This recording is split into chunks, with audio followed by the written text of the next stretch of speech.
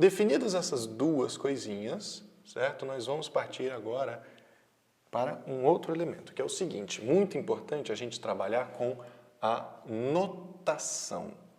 Na matemática, os matemáticos estão muito preocupados sempre em escrever as coisas de um jeito muito preciso, legal? De um jeito que sempre funcione. Então, como é que a gente normalmente representa um conjunto? Primeiro de tudo, nós costumamos usar uma letra maiúscula, a letra A, por exemplo. A letra Azão, A maiúscula, está representando um conjunto, tá legal?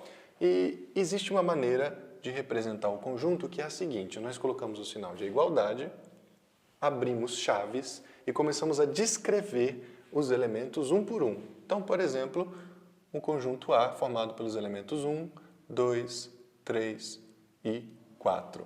Essa maneira de representar os conjuntos, ela é chamada de descrição elemento a elemento, ok? Então, nós estamos descrevendo os elementos um a um. Qual que é a característica dessa descrição? Eu abro chaves, eu coloco os elementos dentro dessas chaves e separo os elementos por vírgula, tá legal? Essa é a característica da descrição elemento a elemento. Legal, então vamos colocar aqui letra A.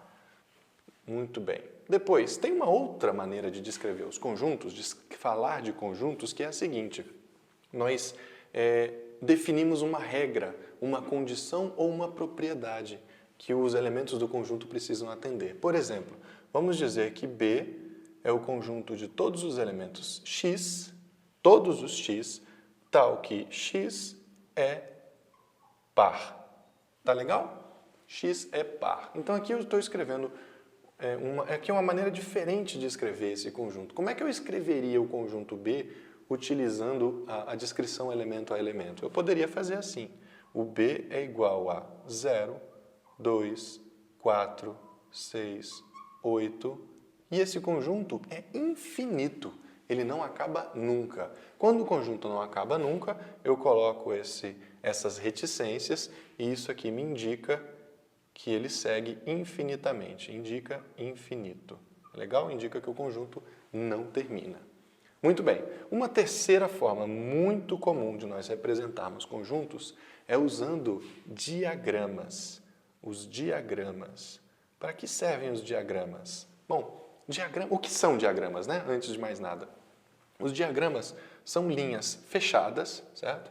São linhas que começam aqui e elas terminam fechadas, não são linhas abertas, elas determinam uma figura fechada. E nós representamos por pontos, dentro desse diagrama, os elementos desse conjunto. Então, por exemplo, vamos supor que eu esteja criando o conjunto das vogais. Então, eu vou colocar aqui Azinho, E, I, O, e vou criar mais um elemento aqui, que é o U. Então, se eu fosse desenhar, representar esse conjunto pelo método descritivo, eu diria, vamos chamar esse aqui de um conjunto D, é legal? Eu diria que o D é igual a E, I, O, U. É legal? São maneiras diferentes de representar a mesma coisa e nós vamos ver que ao longo dos nossos estudos é mais conveniente ou menos conveniente usar alguns desses itens. Por exemplo, em situações em que eu preciso representar infinito, não é muito legal usar o diagrama e também não é muito legal usar a descrição elemento a elemento. Em geral, vai ser mais interessante usar essa maneira que trabalha os números representados por condições que eles precisam atender. Tudo bem? Legal. Vamos lá. Uma outra coisa importante que nós precisamos saber em relação à notação é os símbolos que nós utilizamos para representar a relação de pertinência. Então, por exemplo, nesse exemplo aqui, eu sei que o 2 é elemento do conjunto A. Então, eu digo que 2 pertence, eu uso essa letrinha que parece uma letra E, ao conjunto A. Tá legal? Neste outro exemplo aqui, eu tenho que, por exemplo, o número 18 é um número par, certo? E, portanto, ele pertence ao meu conjunto B. Neste outro exemplo aqui, eu sei que a minha letra O pertence ao meu conjunto D. Tudo bem? Legal.